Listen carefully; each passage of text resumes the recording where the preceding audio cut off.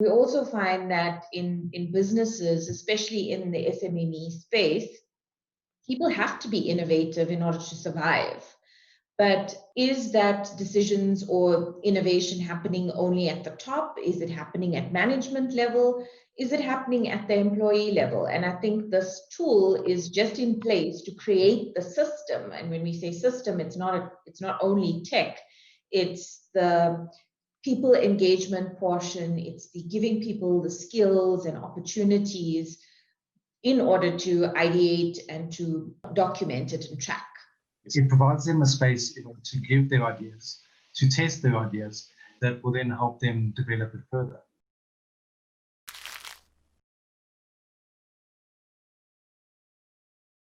Everyone has an idea. So we're not there to make an idea for you or propose an idea for your company, but we are there to help you to put it into practice, to develop it further, to build it out, to test it, to actually see if it's going to work. And then it's also a very nice way to have that accountability back. That's one of the main missing pieces from a lot of these innovation pieces. If no one asks about it, it disappears. So that's our job. It's also to help people build a culture of innovation. Because what we normally find in business is that people are coming up with ideas. And they could be doing things that are helping themselves do their jobs better, but it doesn't, get seen, or it doesn't get any visibility in the company to be shared as a best practice.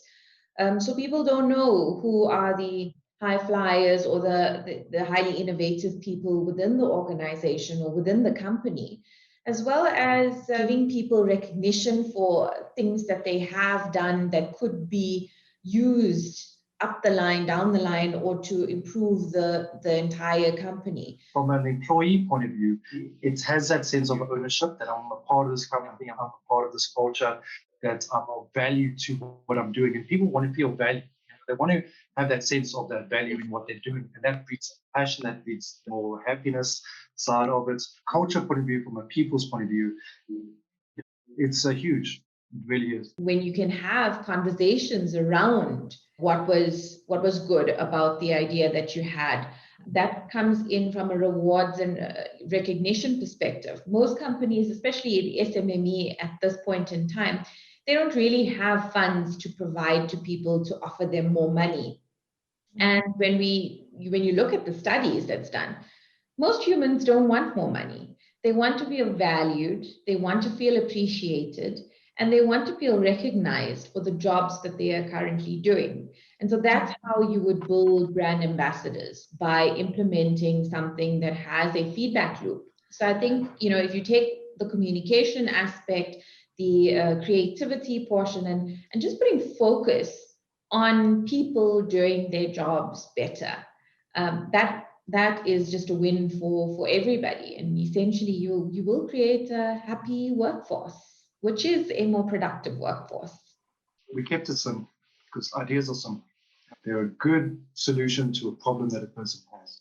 So the system itself is a simple form where all the employees can then they can submit their ideas, they can put it into that. On the back end side, we then develop a report that we categorize it, saying, right, is this a low cost idea? Is this a high impact idea? So saying, we get more high impact or a lower cost. This is a simple thing of changing out olives in a salad on a plane versus building a whole new IT structure. A lot of the ideas that really change a company are simple ones. They're easy to do. They're quick to do. So we all love a big, brilliant idea, but it never gets done. We all dream of a utopia, but we're not there yet. But we can do simple things. Somebody like a receptionist could be frontline and customer facing. So they could be taking the calls from the customer. And if you think about 2020, this has been a year where, trends doesn't help us. Future thinking doesn't really help us, because we're in the now and we are experiencing, a different version of customer service or what customer requirements are. So the receptionist could then take a call from a customer and then understand the customer's needs that could be different, and then say, well, maybe we can tweak a product that we have in order to service customers better and to even offer them something else or create something that doesn't exist in the company, and that would help the company actually stay afloat or expand exponentially. I would like to know, like, how do you know that a business is ready for this kind of thing? Because especially in the SMME space, you're going to find business owners that are still trying to do everything themselves. They don't actually realize that ideas can come from employees, or they don't want the ideas to come from the employees. The people who are having, or businesses that are having team meetings and engagement sessions and actually asking for feedback. If people are already starting to collaborate and are ready to listen, then this is an ideal platform for them. On the reverse, you could have a situation where the business owner feels like, they're ready for the next level. They're ready to grow their businesses. They're ready for an exponential transformation in their business. And so this would be an ideal situation for them to kind of implement something. If they know that there's no culture or a culture that they need to change, then this would be an ideal product for them. So we can talk innovation and change and transformation and all of these big words and things, but what it comes down to is a need and a want to do stuff, to do things. If you're part of a company or a group of people who are looking to do some really cool stuff, then this tool will help you. If you're not, if you're happy where you are, you don't want to think about things, you don't want to listen to things, you're happy where you are, that's fine. Everyone has their rhythm. But if you're looking to do things, really change things, or not change things, but make things better, then this tool will help. So why SMMEs and not corporate? You can take that one, Nick. Yes. Sure, thanks. I've been biting at the bit for this one. So, small business guy. So when we start out the company or a new idea, we tend to have a million ideas, a million ways of how to do it better, and a million things to do it, ways to do it. And over time, we tend to get more focused around our operations. And then you find out that you're now a big company or a larger company or a corporate. And then that corporate is suddenly realizing, no, our main job is just to keep replicating that widget. A startup or a small company still has that space to grow. It still has a space to dream. It still has a space to do great things. That's where we love to work in. Because that's all the space where we can help these doers find that connection of between that idea and that doings. So we take all the learnings that we've had in corporate, we take all our learnings that we've had in government and startups and all the spaces that we've worked in before, and we combine it into a package and a program that then helps these guys in this perfect scenario to come up with great ideas and to actually do them. That's essentially why the small business ideas. And I'll add on to that in saying that when we started this, we both, Nick and I, had this dream to change the world. And I think with the way the world is going right now, it is in the hands of the SMME.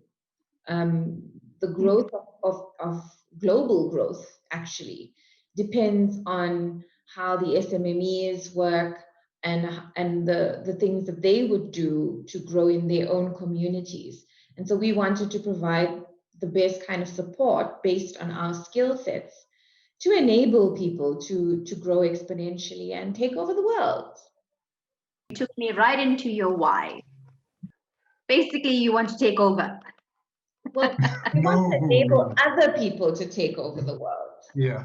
I'm just kidding. So I was going to actually ask you to describe it. What do you think it would be like in a space like this? I mean, both technologically as well as humanly, is if you had a workplace that implemented this thing successfully, what do you think it would feel like in there? As an employee, well, you can take employee, and then Nick, you can take as a business owner. Okay, so I think for me as an employee, if I knew I could wake up in the morning and go to work and do my job, and yes, there's a portion of everybody's jobs that's mundane. There's a statistic that says you only like 2% of what it is that you do. And so imagine if I could take that 2% and grow it and do more of the stuff that I love doing, incorporate my own personal journey and my personal growth in my own interests and skills that's outside of the work that I'm doing, and bring it into my job so that I could, come up with new ways of doing things. It would just make my life so much better as an employee. I would feel that somebody's listening to me, number one. I would feel heard. I would feel that I want to do this job and I feel vested in the company, so that I want to make this company better. I want to grow this company. And then, most importantly, I know how I'm making a difference to the end customer. Every company exists, with a purpose. And so for me, I think when you have people that are innovating in a company, and are feeling like they're making a difference in their company, in their teams, for their own jobs, as well as for the end customer, then you kind of like have it made. You've got the culture, you've got the potential in people, and you've got a world of possibility that has been untapped from a human perspective. You had a team of employees that were ideating regularly. Awesome. Love that. I would love that. And I do. And I've been privileged enough to work with the team like that before. So I know the feeling and the freedom that from an owner's point of view, from a leadership point of view, I want to get back to focusing on building on my company and not in my company. I want to make sure that I'm building the best sort of company that I can, and not getting fidgety with every nuts and bolts around, because I've hired the right people to think for themselves, to own their own field, to be a part of this dream and this purpose of what we're trying to achieve. If they have that ideation and they come up with ideas and saying, this is what we can do to make things better, that brings me joy, because I have a love for my company that I wish everyone else has. And if there's a bigger purpose that is attached to what we do, then because that's awesome, then that's great. There's a social connection to it, and that's awesome, and that's great. But from a leadership point of view, to have a team that that is ideating, experimenting, and on their own, and they're owning it, that is just phenomenal. Because that's joy. I think people don't realize, actually, as a leader, how proud you can feel of employees. Extremely good. Yeah, that's a very good point. You feel pride about the employees that are doing great work, because you feel as if you had some small part to play in that, but you don't feel that ego about it. You have that passion for that idea, because you're now focused on making a great product.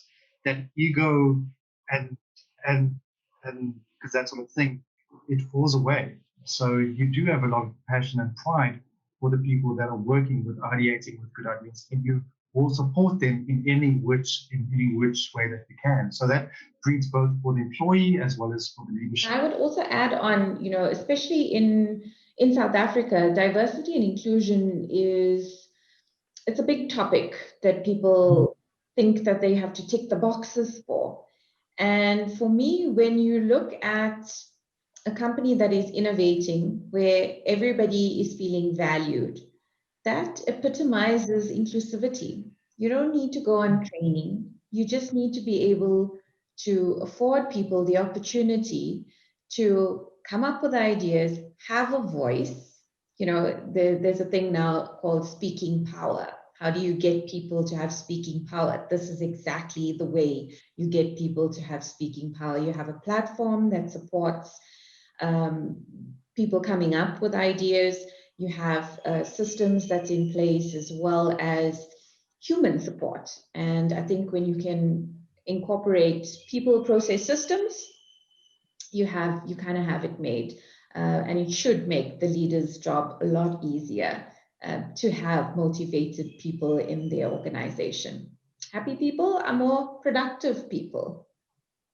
Yeah, fully agree. I really That's love for that sure. point, is that if you start to think about an idea, you have that space to do it, you start to investigate whys, and you start to investigate, why did we do this and why did we do that? Diversity and inclusion then becomes a natural part of that process to get that diverse thinking, to figure out saying, like, why do we think the way that we do?